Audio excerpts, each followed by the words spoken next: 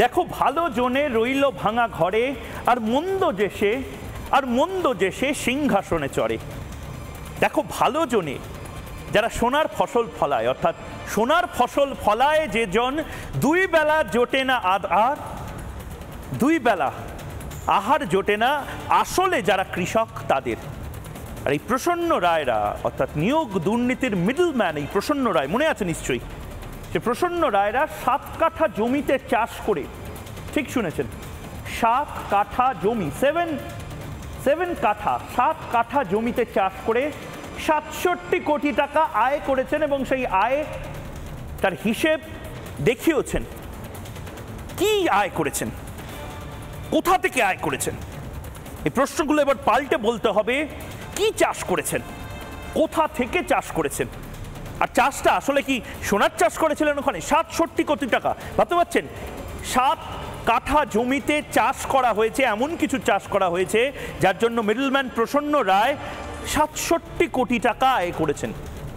সোনার মুরগি চাষ করেছেন, বাঘ চাষ করেছেন, ডাইনোসর চাষ করেছেন, বিদেশের কোনো ফল, যে ফলটা একটাই কোটি কোটি টাকায় বিক্রি হয়, সেটা চাষ করেছেন, তেলিয়া ভোলা মাছ চাষ করেছেন। চাষটা কি করেছেন?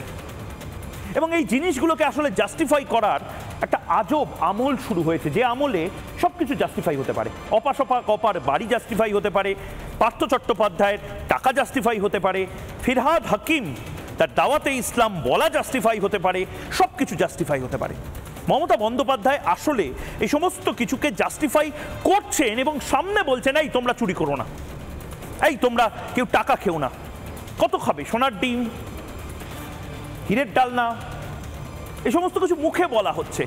এবং আজ ঠিক সেই জায়গা থেকেই আমার প্রশ্ন, যে এই বাংলাতে যদি এই প্রসন্ন রায়দেরই কোটি কোটি টাকা, 100 কোটি টাকা, ক্লাস 9 আর ক্লাস 10-এ অ্যাসিস্ট্যান্ট টিচারের নিয়োগকে কেন্দ্র করে যে দুর্নীতি, সেই দুর্নীতি থেকে 100 কোটি টাকা তোলা হয়েছে, তাহলে ভাবুন এই গোটা যে নিয়োগ দুর্নীতিটা, যে দুর্নীতিটা ধামাচাপা দেওয়ার চেষ্টা হচ্ছে, একটা শ্রেণীর মিডিয়াও, মিনমিনে মিডিয়াও এর থেকে খবর না করার একটা প্রবণতা তৈরি করছেন।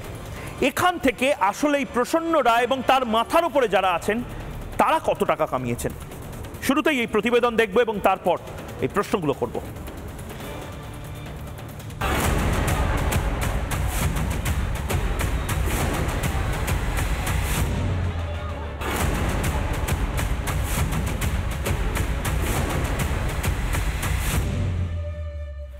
মাত্র 7 কাঠা জমিতে চাষাবাদ করে মুনাফা 67 কোটি টাকা, এও সম্ভব? বাস্তবে এমনই ম্যাজিক করে দেখিয়েছেন নিয়োগ দুর্নীতির মিডলম্যান প্রসন্ন রায়, থুরি কৃষক প্রসন্ন রায়। তাহলে কি 7 কাঠা জমিতে সোনা ফলাতেন প্রসন্ন? আদালতে প্রসন্ন রায়ের এমনই ম্যাজিকের কথা শুনিয়েছে ইডি। কেন্দ্রীয় তদন্তকারী সংস্থার দাবি, শুধু চাকরি বিক্রি করেই 67 কোটি টাকার সম্পত্তি প্রসন্ন রায়ের। আদালতে ইডির দাবি, প্রসন্ন রায়ের 102টি কোম্পানির হদিশ পাওয়া গিয়েছে। এর মধ্যে 91টি কোম্পানির জন্ম 2017 সালের পর। পাওয়া গিয়েছে প্রসন্ন 250টি ব্যাংক অ্যাকাউন্টও। কিভাবে এই বিপুল সম্পত্তি করলেন প্রসন্ন? ইডির দাবি, অযোগ্য প্রার্থীদের থেকে সরাসরি টাকা তুলতেন প্রসন্ন রায়। সেখানে 7 কাঠা জমিতে চাষ করে 65 কোটি ফলিয়ে দিল। কি ফর্মুলাই ফলিয়েছে ওদেরকে জানতে হবে, কি বিজ্ঞানসম্মত ভাবে। বাকি কৃষকদেরকে আমি বলবো ওই ফর্মুলাই জমিগুলো চাষ করতে, তারাও ইনকাম করুক। এই নাটক হচ্ছে, এই যে দুর্নীতি হচ্ছে সরকারের সাথে জড়িয়ে আছে, আর যারাই দুর্নীতি তদন্ত করছে তারাও কোনো একটা জায়গায় যে কোনো একটা শক্তির কাছে মাথা নত করে দিচ্ছে। মানে গুলিয়ে যাচ্ছে 250 কোম্পানি, 100 কতগুলো অ্যাকাউন্ট, 67-68 কোটি টাকা সেই অ্যাকাউন্টে ডিপোজিটেড। তাহলে স্থাবর সম্পত্তি কত? আর সেই রাজ্যে বলছে নাকি ভানেমা ভবানী, সরকারের কাছে টাকা নেই। সেই রাজ্যে ছেলেমেয়েরা চাকরির দাবিতে রাস্তায় শুয়ে আছে 3 বছর।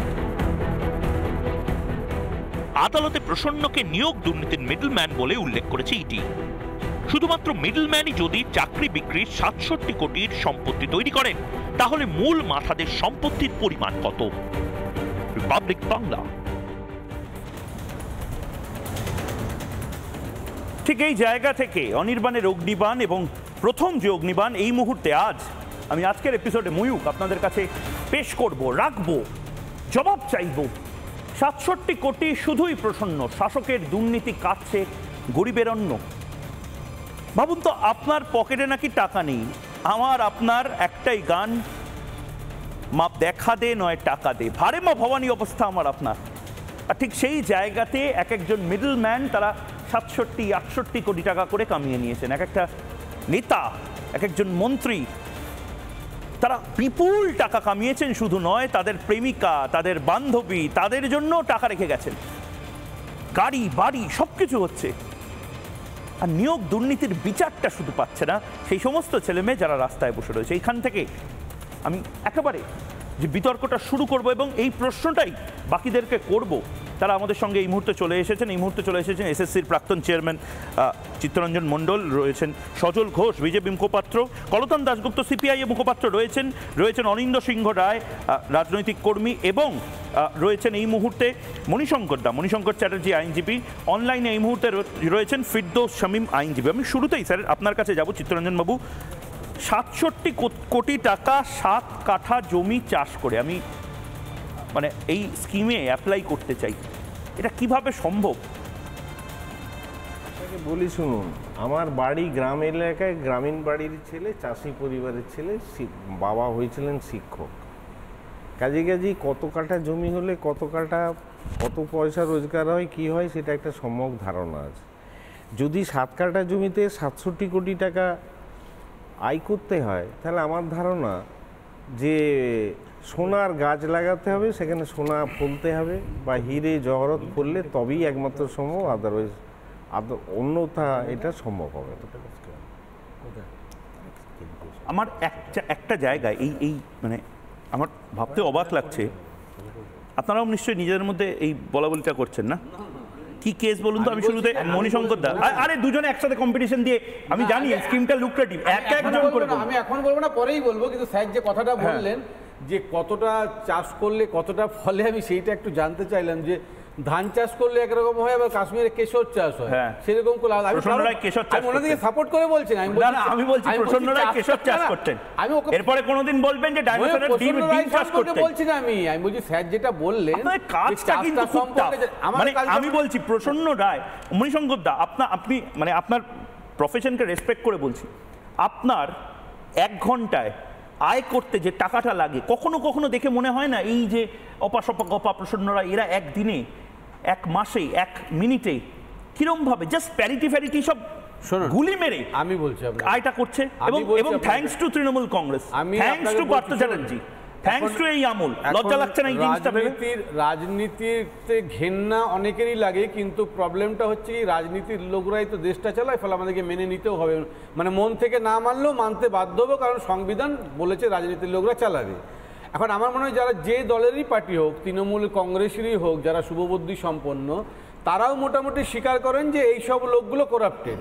যাদের কাছে টাকা পাওয়া যাচ্ছে, কত টাকা পাওয়া যাচ্ছে, সেটা কিভাবে পাওয়া যায়, সেটা হাসি মজা হতে পারে, চাষ করে কি না করে, কিন্তু প্রাইমা ফেসি এস্টাবলিশ যে এইসব লোকগুলো করাপ্টেড লোক, এইসব লোকগুলো কোনো রাজনীতির সঙ্গে মানুষের উপকার করবে, পাবলিক রিপ্রেজেন্টেটিভ হিসেবে রিপ্রেজেন্ট করবে, হতে পারে না কোনদিন। ফলে আমরা বিশ্বাস করি না। কিন্তু মাঝে মাঝে একটু করে ইডি উস্কে দেবেন, আর এত মামলা পড়ে থাকবে, তার বিচার সব বুঝলাম, কিন্তু আপনাকে কেন চিৎকার করবেন না? না আমি চিৎকার কেন, আমি বলছি যে প্রসন্ন রায়ের এই যে চোরের খোঁজে এই যে হান্ট অপারেশনটা, এটা কতদিন চলবে?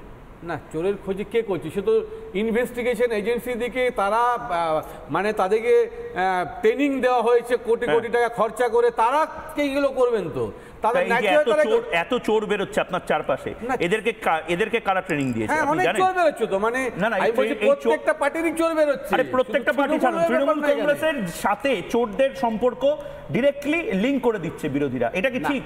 না, আমি বলছি যে ভারতবর্ষ এমন একটা জায়গায়, পশ্চিমবঙ্গে এমন একটা জায়গায় চলে এসছে। আমি সেদিনও বলছিলাম যে মজা করে হলেও, যে চোরেদের সম্মেলন করলেও আপনি 5 জন ধর্মতলায় পাবেন, এরকম মানসিকতা তৈরি হয়ে গেছে। মানে এখানে আমি বলছি যে কোন পার্টি সেটা নয়, ফলে রেকটিফিকেশনটা জনগণকে করতে হবে, সোসাইটির থেকে আনতে হবে।